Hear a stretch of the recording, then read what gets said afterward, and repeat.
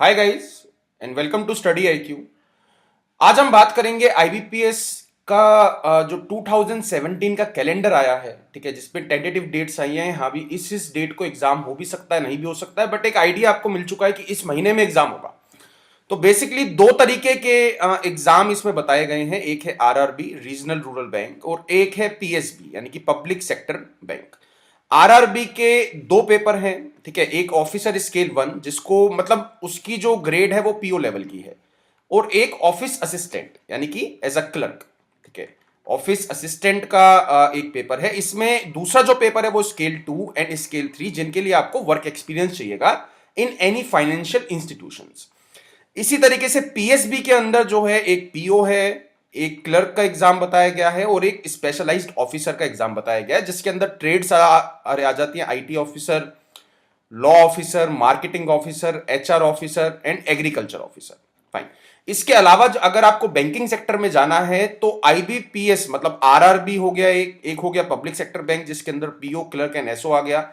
इसके अलावा एक और है SBI, state bank of India. ये आईबीपीएस का प्लेटफॉर्म यूज करके बट अपना पेपर अलग से डिजाइन करता है, अपना पेपर खुद से लेता है, ठीक है। तो इसके अंदर भी तीन तरीके के एग्जाम आप दे सकते हो, PO, clerk and SO. SO में मतलब क्वालिफिकेशन आपकी मैटर करेगी, ठीक है। जैसे आईटी के लिए you need to have a degree, you need to be graduated in IT sector, ठीक है। मतलब लाइक बीटेक करा है, ठीक है, या फिर एमसीए करा है। लॉ ऑफिसर के लिए आपको जो है एलएलबी की डिग्री चाहिएगी।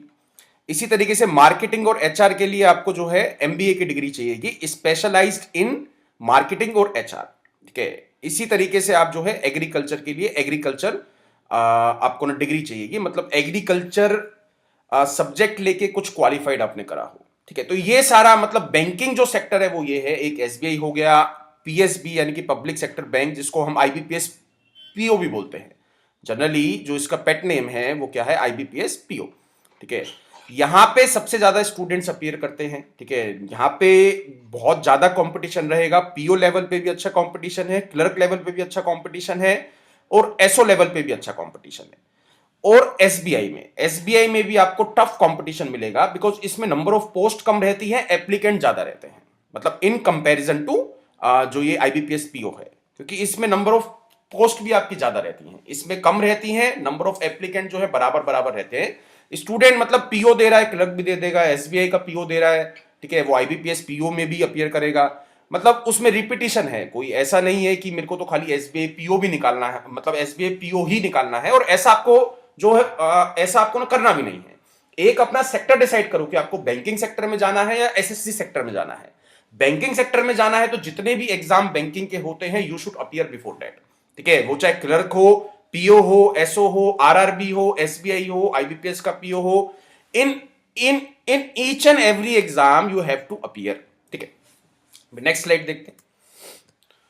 तो हमारा पेन ड्राइव वो टैबलेट कोर्सेज है स्पेशलाइज्ड इन बैंकिंग एग्जाम, ठीक है, जिसमें बैंकिंग एग्जाम्स को ध्यान में रख के आपको सिलेबस कराया गया है। जैसे इसके टॉपिक्स हैं banking awareness and computers, data interpretation, English, quantitative aptitude, concept, जिसपे मैंने जो है कॉन्सेप्ट पहले आपको बताए हैं। फिर क्वांटिटेटिव एप्टीट्यूड बैंक एग्जाम, जिसमें प्रीवियस बैंकिंग एग्जाम के क्वेश्चन कराए गए हैं। इसी तरीके से रीजनिंग है, देन वैदिक मैथ्स है, देन वर्बल रीजनिंग है, ठीक है।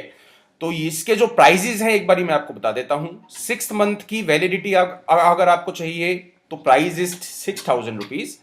अगर आपको 12 मंथ्स की वैलिडिटी आपको चाहिए तो प्राइस इज 7,000 रुपीज। अगर आपको 18 मंथ्स की वैलिडिटी चाहिए तो 8,000 इज द प्राइस। फाइन। तो ये तीन तरीके के प्राइजेस हैं। आप कॉल कर सकते हैं 9580048004 पे, ठीक है। मिस्टर अजय आपसे बात करेंगे, या फिर studyIQ.in पे जाके आपको सारी इंफॉर्मेशन मिल जाएगी, A to Z इंफॉर्मेशन मिल जाएगी कि वैलिडिटी का मतलब क्या है। FAQs वहां पे दिए गए हैं, आप उनको चेक कर सकते हो।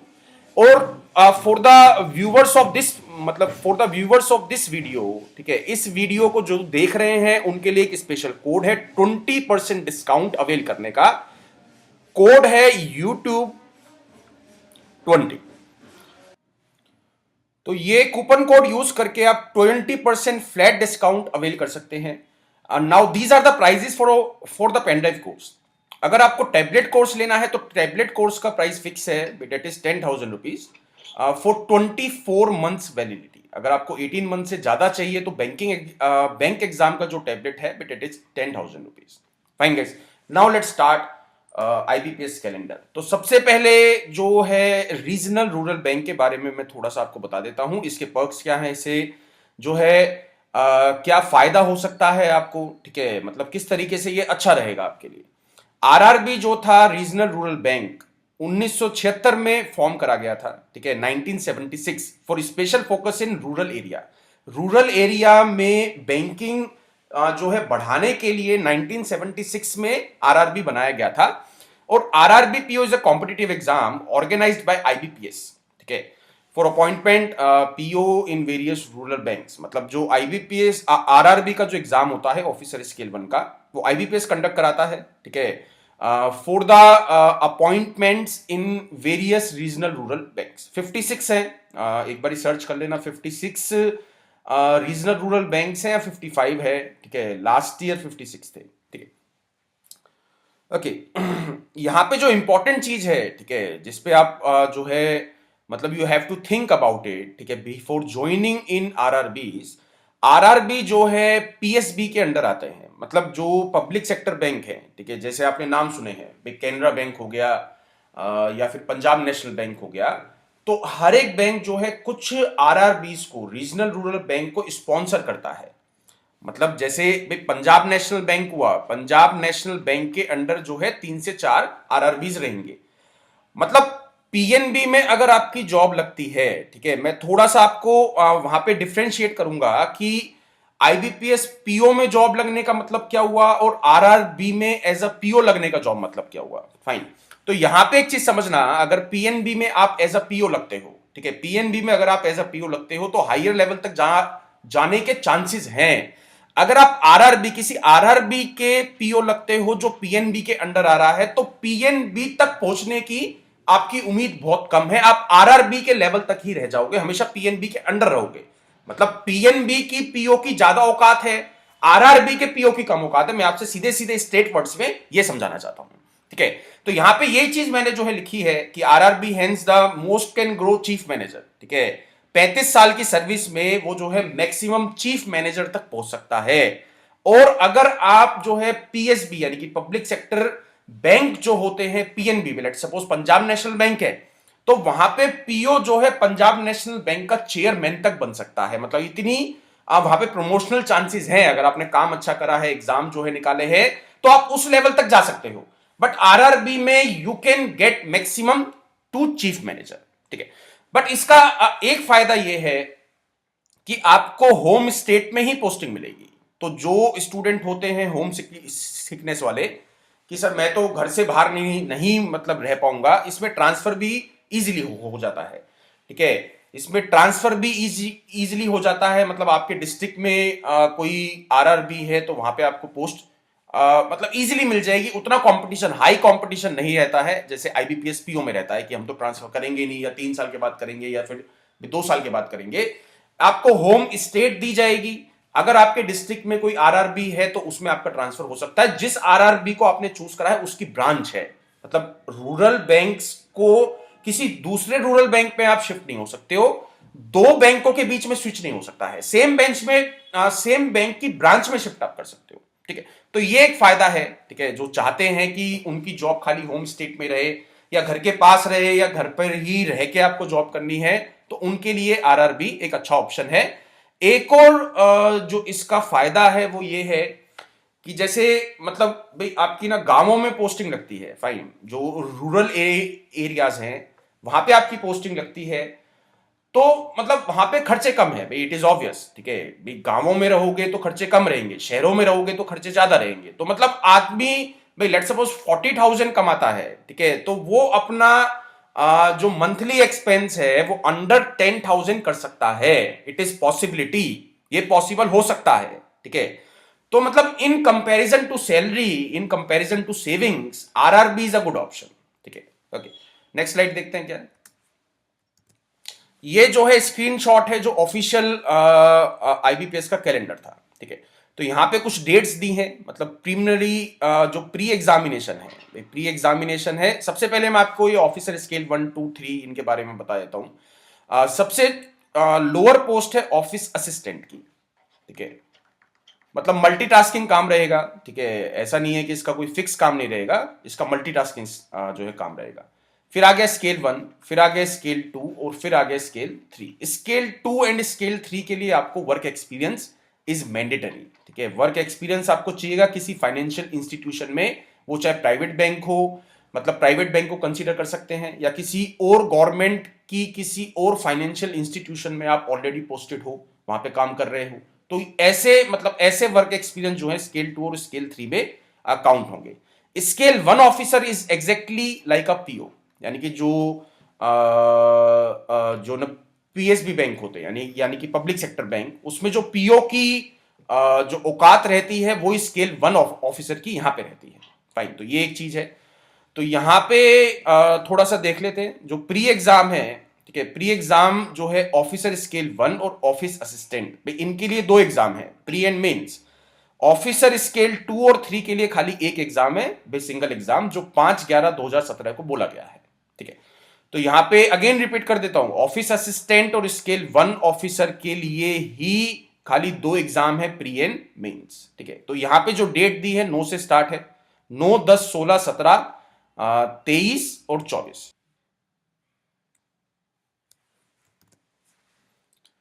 ओके, तो इसमें जो है 9th ऑफ सितंबर 2017 से एग्जाम होना स्टार्ट होंगे और 24th सितंबर 2017 तक चलेंगे।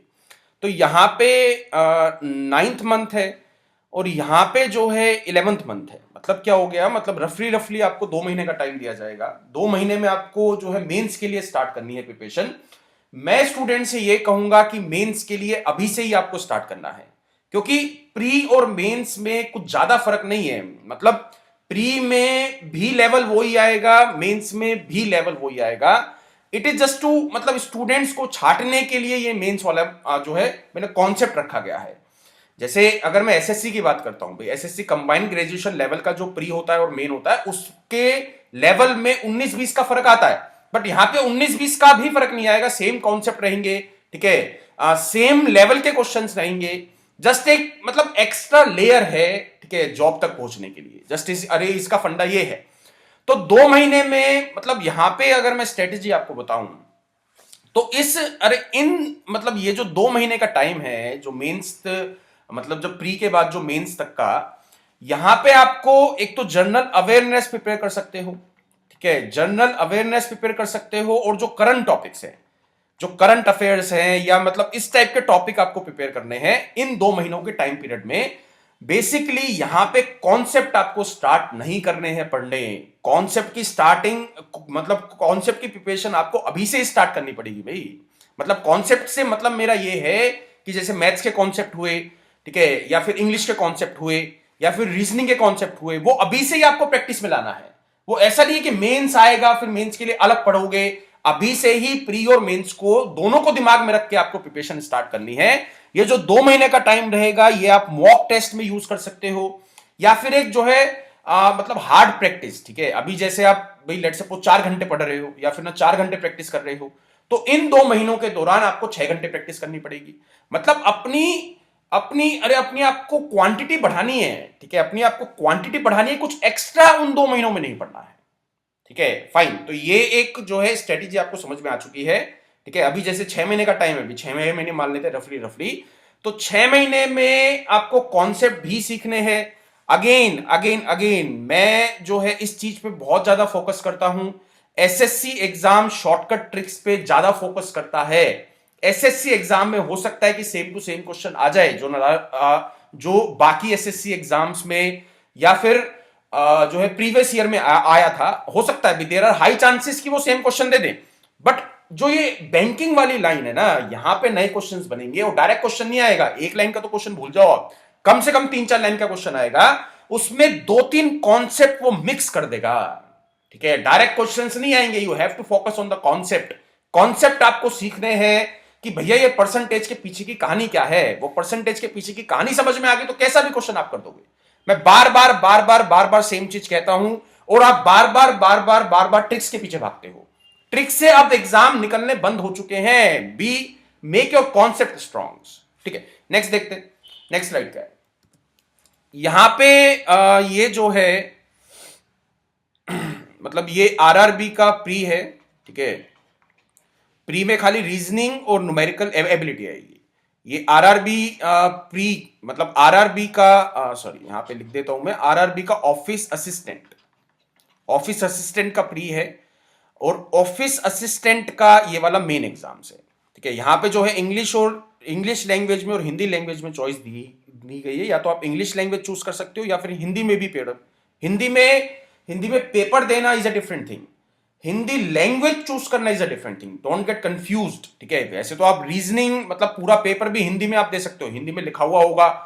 एक हिंदी लैंग्वेज, ठीक है भाई, जैसे अरे आपकी सर्वनाम हो गया या फिर संज्ञा हो गई, इन पे क्वेश्चन आएंगे। ठीक है, तो वहां पे आई गेस आपको इंग्लिश चूज करना चाहिए क्योंकि मोस्ट ऑफ द स्टूडेंट जो है 70 to 80% इंग्लिश चूज करेंगे। ठीक है, अगर आप हिंदी चूज करोगे तो be a master in Hindi language. Hindi बोलना एक अलग चीज है, हिंदी सॉल्व करना is a totally a different ball game. ठीक है, तो यहां पे मैंने क्वेश्चंस दिए गए हैं। ठीक है, मैंने क्वेश्चंस दिए हैं, मैक्सिमम मार्क्स दिए गए हैं। ठीक है, और कंपोजिट टाइम ऑफ 2 आवर्स। ठीक है, तो ये सारा एक बारी वीडियो को पॉज करके अपनी जो भी स्ट्रेटेजी आपको बनानी है उसकी बना लेना। ठीक है, नेक्स्ट स्लाइड। ये ऑफिसर स्केल 1 का दिया गया है। रीजनिंग है, क्वांटिटेटिव एप्टीट्यूड है। ठीक है, क्वांटिटेटिव एप्टीट्यूड भी आप हिंदी और इंग्लिश दोनों जो है मोड में दे सकते हो। 40-40 क्वेश्चन आएंगे, मैक्सिमम मार्क जो है 40 का है, यानी कि पर क्वेश्चन 1 मार्क्स। यहां पे भी सेम चीज है। ठीक है, ऑफिसर स्केल 1, ऑफिसर स्केल 1 का जो मेंस होगा उसमें भी इंग्लिश लैंग्वेज और हिंदी लैंग्वेज में you can choose. Computer knowledge है, जनरल अवेयरनेस है, ठीक है, रीजनिंग है एंड क्वांटिटेटिव एप्टीट्यूड है। ठीक है, नेक्स्ट देखते हैं। Now come to the salary part. Now this is salary. तो सैलरी ऑफिस असिस्टेंट मल्टीपर्पज, जैसा मैंने आपसे कहा था कि ऑफिस असिस्टेंट की कोई फिक्स जॉब नहीं रहेगी, वो जो है आपके मल्टीपर्पज काम करेगा। उसकी 15,000 to 19,000 रहती है। ये जो रेंज है वो क्यों है, क्योंकि कई जगह जो है मतलब डीए ज्यादा रहता है, कई जगह कम रहता है। ठीक है, अगर आपकी बिल्कुल ही गांव में पोस्टिंग है, लेट्स से कि at the end of the India, ठीक है, बिल्कुल ही गांव जो है गांव है, तो वहां पे आपको सैलरी ज्यादा मिल सकती है, सॉरी कम मिल सकती है, बिकॉज वहां पे डीए कम रहेगा। इसी तरीके से ऑफिसर स्केल 1 की एक रेंज दी है 29,000 to 33,000 इन हैंड। भाई this is these all are the in hand salary. Officer scale 2 33,000 to 39,000, scale 3 38,000 to 44,000। ठीक है, तो इसको एक बार ही देख सकते हैं। और ऐसा नहीं है कि मेरा सोर्स जो है मतलब इस चीज का पक्का है। ठीक है, एक बार इंटरनेट पे भी सर्च कर लेना कि इन हैंड सैलरी जो है क्या मिलती है। आई एम नॉट सेइंग कि इन हैंड सैलरी का मैंने आपको एक एग्जैक्ट आइडिया दे दिया है। हो सकता है कि 2017 में कुछ क्लॉज आ जाए, क्योंकि ये जो भी मैं आपको बता रहा हूं, ठीक है, मतलब क्योंकि अभी 2017 का ऑफिशियल नोटिफिकेशन नहीं आया है। अभी तो जस्ट हम बात कर रहे हैं कि हाँ हाँ ये चाहिए, ये चीज है, किस तरीके से प्रिपरेशन को स्टार्ट कर सकते हैं। ठीक है, उस बारे में बात चल रही है। These are not exact figure. हो सकता है कि वो सिलेबस जो है बिल्कुल ही चेंज कर दे। जो मैंने पिछली स्लाइड में आपको बताया था कि रीजनिंग आएगा, मैथ आएगा, हो सकता है कि वो रीजनिंग डाली ना। तो just wait for official notification, but there are very less chances. बहुत ही कम चांसेस हैं कि वो कोई मेजर चेंज करेंगे। ठीक है, तो अपनी प्रिपरेशन आप जो है पिछले पैटर्न के हिसाब से स्टार्ट कर सकते हैं। नेक्स्ट देखते हैं आईबीपीएस पीएसबी, जिसको हम आईबीपीएस पीओ के नाम से भी जानते हैं। ठीक है, now this is a main exam. जो हैवी कंपटीशन रहेगा, जो हैवी कंपटीशन आपको मिलेगा वो इस वाले एग्जाम में मिलेगा, पब्लिक सेक्टर बैंक। ठीक है, और जो इसकी सैलरी है वाई पीएसपी। ठीक है, now this is a very good question. एक तो सैलरी इसकी ज्यादा है, 40K के आप मतलब 40,000 के आसपास आपको अप्रॉक्स इन हैंड सैलरी मिलेगी और अदर फैसिलिटीज भी मिलेंगी और अर्बन पोस्टिंग आपको मिलेगी जो है भी दी जाएगी। हो सकता है कि सेविंग मतलब according to the city saving कम हो, जैसे मुंबई में अगर आप रह रहे हो तो खर्चे भी उस हिसाब से होंगे। रिस्पेक्ट अच्छी है। ठीक है, आरआरबी के मुकाबले आईबीपीएस पीओ में रिस्पेक्ट अच्छी है कि भाई लड़का कैनरा बैंक में लग रहा है। ठीक है, और एक तरफ आप कहो कि भाई किसी ग्रामीण बैंक में लग रहा है। अरे भैया कौन सा ग्रामीण बैंक है, अरे हम तो जानते नहीं, बट कैनरा बैंक सब जानते हैं। तो एक रिस्पेक्ट वाला फैक्टर है। ठीक है, जो आरआरबी से इसको ऊपर करता है। एक लिविंग स्टैंडर्ड अच्छा रहेगा, ठीक है। अगर आप अर्बन सिटी में रहोगे, अगर आपके जो ना बाल बच्चे होंगे वो अर्बन सिटी में पढ़ेंगे रहेंगे, तो एक अलग मतलब एक अलग लिविंग स्टैंडर्ड बनता है। हाई प्रमोशनल चांसेस, जो मैंने आपको पहले भी एक्सप्लेन करा था कि हाई प्रमोशनल चांसेस का मतलब क्या हो गया, जो पीओ लेवल का स्टूडेंट है, जो पीओ लेवल का एस्पायरेंट है, जो पीओ लेवल का वर्कर है, एम्प्लॉय है, वो मतलब टॉप लेवल तक भी जा सकता है, ठीक है। जो उसका मतलब 35 to 40 ईयर्स की जो सर्विस रहेगी, उस सर्विस में वो टॉप लेवल तक चेयरमैन की पोजीशन तक पहुंच सकता है, ठीक है। एक ये मैंने पॉइंट डाला है कि जो आईबीपीएस को एसएससी से थोड़ा सा अलग करता है, आईबीपीएस पीओ और आईबीपीएस आरआरबी का बेसिकली कंपैरिजन नहीं है। ये जो फिफ्थ पॉइंट है, this is the comparison between IBPS and SSC, ठीक है। जैसे एसएससी में बाबू एटीट्यूड होता है, ठीक है, कि मतलब आपको जो है ना चमचागिरी करनी पड़ेगी, मतलब जैसे जो आपसे ऊपर है सीनियर, वो आपको लाइक अभी अब अरे मेरे मतलब मेरे ना घर चला जा, वहां पे कुछ काम है, ये है भाई ना, चलता है ये चीज, ठीक है। और आपको भी पता होगा एसएससी में चलता है ये चीज, जो आपका सेंट्रल गवर्नमेंट है। बट यहाँ पे आईबीपीएस में एक बंदे की सेल्फ रिस्पेक्ट अच्छी रहती है, ठीक है। वो मतलब जो आपका सीनियर है ना, उसके पास टाइम है ये सब करने का, और उसको पता है कि आपके पास भी टाइम नहीं है ये सब करने का। तो आदमी भी मतलब पूरा दिन एकदम पैक जाता है, ठीक है। समटाइम्स हो सकता है कि आपको रात को बैंक में ही रुकना पड़े, मतलब प्रेशर है, ठीक है। ऐसा नहीं है कि उतनी मतलब सुकून वाली जॉब नहीं है। हाँ, आपकी जॉब कहीं नहीं जाएगी, ये एक सुकून है, but you have to work, मतलब जो आपसे ऊपर है ऑफिसर, उस पर भी प्रेशर है, तो वो अपना प्रेशर आप पे शिफ्ट करता है, ठीक है। नेक्स्ट देखते हैं, इसका सिलेबस एक बार ही जान लेते हैं। सबसे पहले डेट्स, ओके। तो पीओ के लिए जो डेट आई है अक्टूबर की है, मतलब 7/10, 8/10, 14/10 एंड 15/10। मेन एग्जामिनेशन की जो है वो 26/11 की है। मतलब इन्होंने ये चीज माइंड में रखी है कि स्टूडेंट आरआरबी भी देगा और आईबीपीएस पीओ भी देगा। अब आपको एक चीज समझ में आ चुकी होगी कि अक्टूबर के बाद, ठीक है, मतलब इवन मैं कहूंगा कि अगस्त के बाद आप बस एग्जाम देने में रह जाओगे, प्रिपरेशन नहीं कर पाओगे, क्योंकि भाई सितंबर में आरआरबी है, ठीक है, फाइन, सितंबर में आरआरबी है, फिर आईबीपीएस पीओ अक्टूबर में चला गया। फिर आप जो है आरआरबी के मेंस की अलग तैयारी करोगे, आईबीपीएस पीओ के मेंस की अलग तैयारी करोगे। वैसे सिलेबस मोर और लेस सेम है, बट एक माइंड में रहता है ना कि मतलब अलग एग्जाम है तो मेरे को कुछ अलग पढ़ना चाहिए, ठीक है। वो एक मतलब मेंटली जो है ये अगस्त के बाद सितंबर से मेंटली थोड़ा सा स्ट्रेस्ड आप रहोगे, तो प्रिपरेशन नहीं हो पाएगी। सारा दिमाग जो है स्ट्रेटजी में रहेगा कि किस तरीके से एग्जाम के टाइम में क्या करूंगा, उस 2 घंटों में या 1 घंटे में, या मतलब जो भी मतलब टाइम रहेगा, उस स्ट्रेटजी को बनाने में सारी एनर्जी आपकी जाएगी। प्रिपरेशन जो भी करनी है अगस्त तक निपटा दो भाई, ठीक है, अगस्त तक निपटा दो। अब जैसे आरआरबी आपने दिया, ठीक है, बहुत अच्छा मतलब अच्छा एग्जांपल मैं आपको दे रहा हूं। आरआरबी आपका सितंबर में हुआ, फाइन, आरआरबी सितंबर में हुआ। आरआरबी का मेन जो था क्या था, 5 नवंबर को था। अक्टूबर आपका कहां पे चला गया, आईबीपीएस पीओ में चला गया। तो मेंस की तैयारी गाइस यहां पे ध्यान दो। इसलिए मैं कह रहा हूं कि अगस्त तक मेंस भी निपटा दो, मतलब मेंस तक बिल्कुल प्रिपेयर रहो, वहां भी कोई भी एग्जाम आ जाए, आई एम प्रिपेयर्ड, ठीक है। तो उसमें ऐसा मत कर देना कि सितंबर तक सर प्री की तैयारी कर लेते हैं पहले, ठीक है। आरआरबी के पीओ में जो है इंग्लिश नहीं आएगा तो इंग्लिश नहीं पढ़ना है, ठीक है भाई, 1 महीने में पढ़ लेंगे, नीट, इट इज नॉट पॉसिबल, क्योंकि वहां पे मतलब वो एक एग्जाम टाइम चल रहा होगा, आपको पीओ के लिए भी प्रिपेयर करना है, आपको मेंस के बारे में भी सोचना है। तो मेंस के लिए एक स्पेशल तैयारी करने का टाइम नहीं मिलेगा। अगस्त तक आपको सब कुछ निपटाना है, डन एंड आपका डस्टेड, ठीक है। इसी तरीके से क्लर्क डे जो है देख लेते हैं। क्लर्क की जो है दिसंबर में है, मतलब 2/12 से लेके 10/12 तक, मतलब 4 डेट्स हैं, 2, 3, 9, 10। तो दिसंबर में प्री है, मेंस होगा इसका नेक्स्ट ईयर जनवरी में, ठीक है।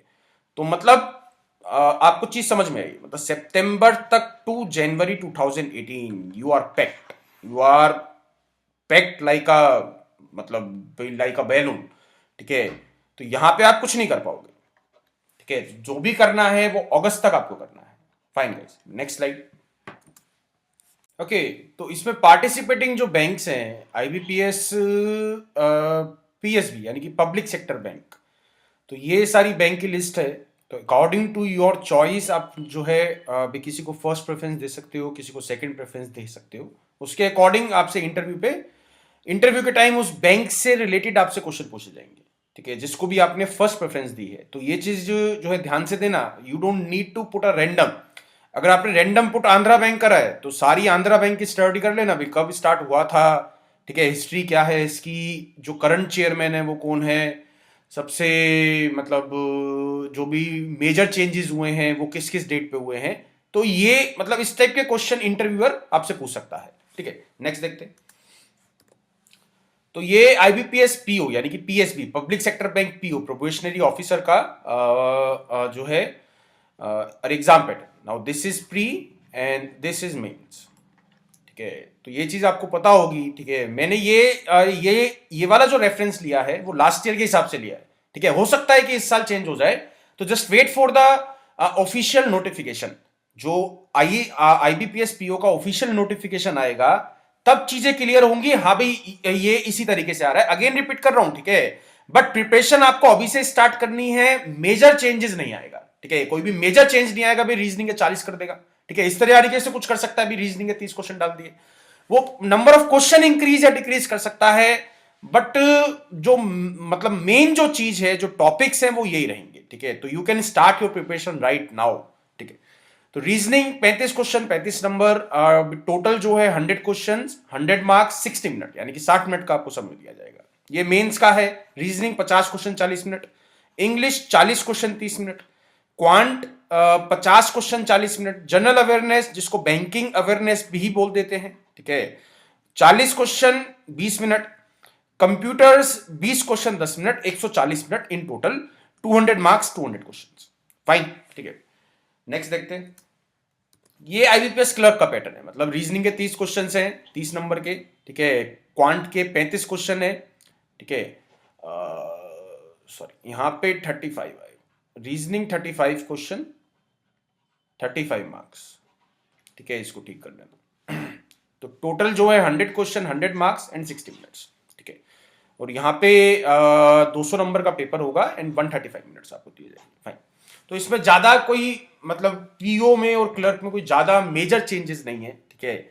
लेवल की भी अगर मैं बात करूंगा तो हाँ, थोड़ा सा पीओ का लेवल हाई है, थोड़ा सा लेंदी, मतलब आई वुड से कि लेंदी की तरफ ज्यादा झुकता है पेपर, थोड़ा सा लेंदी लगता है स्टूडेंट्स को कि लेंदी क्वेश्चन है भाई। उसमें आप फिर मतलब प्रैक्टिस से उसको छोटा कर सकते हो। शॉर्टकट ट्रिक्स पे बेसिकली अब जो है गेम नहीं रही है, वो तीन चार कॉन्सेप्ट्स को मिला के क्वेश्चन देगा आपको, ठीक है। बिलीव मी, वो तीन चार कॉन्सेप्ट अटैच करके भी, टाइम स्पीड डिस्टेंस का भी ले लिया, आपका प्रॉफिट एंड लॉस का भी ले लिया, आपके परसेंटेज से कुछ उठा लिया, टाइम एंड वर्क से कुछ उठा लिया, तो ऐसे तीन चार चैप्टर से घुमा फिरा के एक क्वेश्चन तैयार कर देगा। तो अगर आपको तीन चार चैप्टर जो मतलब चैप्टर्स हैं उसके सबके कॉन्सेप्ट अगर दिमाग में आपके स्ट्रांग हैं, तभी आप ये वाले बैंक के एग्जाम क्लियर कर पाओगे। It is very important thing. SSC exam में क्वेश्चन जो है डायरेक्ट आते हैं, उसमें शॉर्टकट ट्रिक्स आप 2 सेकंड में यूज कर सकते हो। 2 सेकंड, 3 सेकंड, 4 सेकंड, 5 सेकंड, इतने में आंसर आप निकाल सकते हो, ठीक है। क्योंकि उसमें रिपीटिशन भी होती है। कईयों को तो स्टूडेंट मतलब कई स्टूडेंट्स को तो आंसर याद होते हैं, अरे ये क्वेश्चन तो 2012 में आया था, इसका आंसर ये है, हटाओ भी, ऑप्शन में से ढूंढ के आंसर लगा दिया। मतलब ऐसा होता है, but don't expect this thing is in in your bank exam. Bank exam will be totally a different case, pure professionalism आपको दिखेगा यहाँ पे, ठीक है। नेक्स्ट देखते हैं। SO, specialized officer, specialist officer या फिर प्रोफेशनल नॉलेज भी इसको बोल देते हैं, ठीक है। तो इसका जो प्री है वो 30/12 31/12 को है, ये 2 दिन है। मेन एग्जामिनेशन 28/1/2018, ठीक है। इसको पोस्ट करके ये ऑफिशियल नोटिफिकेशन का स्क्रीनशॉट है, ठीक है, जो आईबीपीएस की तरफ से कैलेंडर आया था। नेक्स्ट देखते हैं। एलिजिबिलिटी एक बारी मैं आपको बता देता हूं। आईटी ऑफिसर, ठीक है, IT officer, agriculture field officer, ठीक है, राजभाषा अधिकारी, law officer, HR officer and this is what, this is marketing officer. तो सबकी एलिजिबिलिटी मैंने आपको दी है, ठीक है, कि क्या क्या चाहिए, क्या क्या हो सकता है। ठीक है, 4 year engineering technology degree in computer science, computer application, information technology, electronics and telecommunication, electronics and communication, electronics and instrumentation, और ठीक है, यहां पे आ गया है और post graduate degree in electronics and telecommunication. ठीक है, तो ये सब दिया है। और एक जो है यहां पर है डोएक, डोएक बी लेवल जिसने पास कर रखा है यानी कि ग्रेजुएट है, वो भी आईटी ऑफिसर के लिए अप्लाई कर सकता है। एग्रीकल्चर के लिए इसी तरीके से जो है दिया गया है। यहाँ पे सारी डिग्रीज आपको बताई गई हैं, सारे सब्जेक्ट आपको बताए गए हैं कौन कौन से इंपॉर्टेंट है। राजभाषा अधिकारी, ठीक है, post graduate degree in Hindi with English as a subject at degree graduation level, और ठीक है, यहां से भी मतलब ये चीज ना ध्यान से करना। ठीक है, और क्या है, law officer bachelor degree in law LLB and enrolled as an advocate with bar council. Now this is important भी, खाली डिग्री लेने से काम नहीं चलेगा, आपको बार काउंसिल में एडवोकेट भी लिस्ट कराना है अपने आप को। ठीक है, HR graduate and full time post graduate degree और full time post graduate diploma in HR. ठीक है, इन एचआर यानी कि एमबीए की बात चल रही है यहाँ पे। ठीक है, बेसिकली आपको एमबीए या फिर पीजीडीए, इन दोनों में से कोई एक डिग्री हो इन एचआर। ठीक है, तो ये चीज ध्यान रखना। इसी तरीके से मार्केटिंग है, मार्केटिंग भी सेम चीज है। यहां पे एक चीज ये है कि यहां पे आपकी डिस्टेंस एजुकेशन नहीं चलेगा, MBA PGDM should be full time. ठीक है, ये एक चीज है। ग्रेजुएट हो सकता है, ठीक है, ग्रेजुएशन चल सकती है कि पार्ट टाइम या फिर full time, but post graduation should be full time, यहां पे स्पेशली मेंशन करा गया है फुल टाइम। ठीक है, ओके गाइज, अब एक बारी मैं आपको स्ट्रेटेजी जो है डिस्कस कर लेते हैं। बाकी स्ट्रेटेजी के केस में मैं मतलब कई स्टूडेंट्स मेरे से पूछते हैं कि सर लास्ट 15 डेज में क्या करा जाए, या लास्ट 1 महीने में क्या करा जाए, या लास्ट 6 महीने में क्या करा जाए, सर कैसे एग्जाम निकाला जाए। आस्क योरसेल्फ भाई, डोंट आस्क मी। अपने आप से पूछो ना कि किस तरीके से आप ज्यादा कंफर्टेबल हो। रात को पढ़ने में ज्यादा कंफर्टेबल हो भाई रात को पढ़ो, दिन में पढ़ने में ज्यादा कंफर्टेबल हो भाई दिन में पढ़ो, शोर में पढ़ने में ज्यादा कंफर्टेबल हो शोर में पढ़ो, शांति में ज्यादा कंफर्टेबल हो शांति में पढ़ो। It's up to you, you just have to study, you just have to understand the concepts. ठीक है, ये अपने दिमाग में एक चीज आपको बसानी है कि आपको जस्ट पढ़ना है, वो चाहे कैसी पढ़ो भाई। माँ बाप कहते हैं कि सुबह 4 बजे उठ के पढ़ना चाहिए, भाई मैं तो आज तक 4 बजे उठा ही नहीं। ठीक है, जो सबसे अच्छा, ठीक है, जो अकॉर्डिंग टू माई एक्सपीरियंस जो सबसे अच्छा जो पढ़ने का टाइम होता है 12 से 6, 12 से 6 मैं ना रात की बात कर रहा हूं भाई। रात का जो वो 2 से 4 वाला टाइम होता है ना, मतलब that would be the peak of study time. ठीक है, और ऐसा नहीं है कि मैंने बोल दिया है, तो भाई मेरा जो एक्सपीरियंस है, आई am just sharing my experience. हो सकता है कि आपके साथ कोई और मतलब किसी और तरीके की स्ट्रेटेजी बैठे। ठीक है, हो सकता है कि आप किसी और तरीके के बंदे हो, आपको सुबह उठना अच्छा लगता हो, सुबह 4 बजे वॉक पे जाके जो है पढ़ना अच्छा लगता हो सकता है ऐसा। There are lot of possibilities, I am just sharing my experience. और मैं ऐसा नहीं हूं कि अपना एक्सपीरियंस आप पे थोपूंगा, मैंने जस्ट एक अपना एक्सपीरियंस आपको बताया है। हाँ भी 2 से 4 मेरे लिए बेस्ट टाइम था पढ़ने का। ठीक है, जो वो मतलब एक होता है ना, रात को भी सब सो रहे हैं, ठीक है, सब अरे एकदम शांति, मतलब शांति काइंड ऑफ माहौल। ठीक है, कि हाँ नाउ यू कैन कंसंट्रेट। दिन में एक और चीज मैं आपको बताता हूं, दिन में जो सबसे ज्यादा जो प्रॉब्लम आती है, एक तो कॉल्स की प्रॉब्लम आती है। अरे यार फोन पड़ा है, चल यार फोन पे कुछ सर्च कर लेते हैं, अरे चल यार दोस्त का फोन आ गया, चल आप कहीं कहीं पे घूमने चले गए। ठीक है, चल यार 1 घंटे बाद आते हैं, चल यार कुछ करके आते हैं, चल यार कुछ टाइम पास करके आते हैं। रात को you can not go anywhere, you just have to sit in your room. तो ये एक प्लस पॉइंट हो सकता है। ठीक है, तो हर एक मतलब अगेन इट्स अरे up to you, don't follow any one strategy. ठीक है, मतलब किसी की भी स्ट्रेटेजी फॉलो करने की जरूरत नहीं है, अपनी खुद से बनाओ। ठीक है, एंड आई एम श्योर आपने बना लोगे। ठीक है, ये मतलब हर एक इंसान के अंदर टैलेंट रहता है, आप अपने आप को पहचानो कि आप किसके साथ सबसे ज्यादा कंफर्टेबल हो। ठीक है, आपको जस्ट कंसंट्रेशन के साथ मतलब पढ़ना है। ठीक है, मतलब कॉन्सेप्ट देखो, याद मतलब रट आदमी का भी मिलेगा, समझने में दिक्कत आती है। ठीक है, एक जो चीज समझने में टाइम लगता है, याद करने में टाइम नहीं लगता है भाई। आज मैं आपको एक ट्रिक बता दूं, वो ट्रिक आप याद कर लोगे, ठीक है, बट उस ट्रिक को समझने में टाइम लगेगा। अगर उसको समझ जाओगे तो वो कभी भी नहीं भूलोगे आप, कितने भी प्रेशर के अंदर या कितनी भी स्ट्रेस के अंदर वो ट्रिक, मतलब वो जो कॉन्सेप्ट है वो आप भूल ही नहीं सकते हो फिर, क्योंकि वो आपने समझा है, वो आपने याद नहीं करा है। तो हर एक सब्जेक्ट आपको समझना है, ठीक है। हाँ, अभी से जैसे 6 महीने का टाइम है, अभी 6 महीने रफली मैं मान के चल रहा हूं, अगस्त तक का आपके पास टाइम है। तो 6 महीने का टाइम है, तो यहां पे आपको एक तो करंट अफेयर्स पे काम करना है, ठीक है। हमारी जो करंट अफेयर्स की वीडियोस आती हैं, जो गौरव सर की करंट अफेयर्स की वीडियोस पे काम करना है, हिंदू पे काम करना है, हिंदू एडिटोरियल, जो हिंदू एडिटोरियल की जो डेली वीडियो आती है उस पे आपको काम करना है, वो आपको देखनी है। मतलब करंट अफेयर्स की वीकली आएंगी, वीकली काफी हैं, ठीक है। 150 से 180 मतलब क्वेश्चन इज इनफ, ठीक है।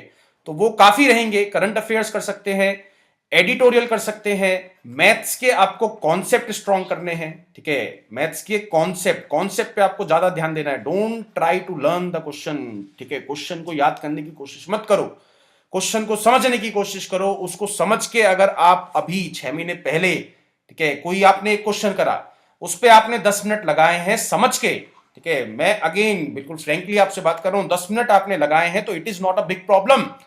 6 महीने बाद वही क्वेश्चन आप 1 मिनट के अंदर सॉल्व करोगे, क्योंकि वो आपने समझ चुके हो आप क्वेश्चन। अब वो क्वेश्चन बार बार आएगा, फिर ना 10 मिनट के 9 मिनट बनेंगे, 9 मिनट के 5 मिनट बनेंगे, फिर 5 मिनट के at the end of the exam वो 1 मिनट बन जाएगा खुद पे खुद। This is a automated process, ठीक है। इसमें आपको ज्यादा कोई मतलब एकदम प्रेशर लेने की जरूरत नहीं है। अरे यार मेरे तो 10 मिनट लग रहे हैं, मेरा दोस्त तो 2 मिनट में कर रहा है, ठीक है, ऐसा नहीं सोचना है। 6 महीने है, 6 महीने के अंदर जब आप प्रैक्टिस करोगे तो एक आपने क्वेश्चन करा, ठीक है, बहुत ज्यादा आपको हार्ड लगा, उस पर टाइम लगाओ, ठीक है, उस पर टाइम लगाओ।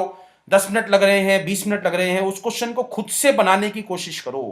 फिर 6 महीने के दौरान, प्रैक्टिस के दौरान वो क्वेश्चन बार बार आपके पास आएगा। फिर आप उस पर टाइम पे, मतलब फिर आपको जो है टाइम पे वर्क करना है। पहले कॉन्सेप्ट पे वर्क करना है, फिर आपको टाइम पे वर्क करना है, ठीक है।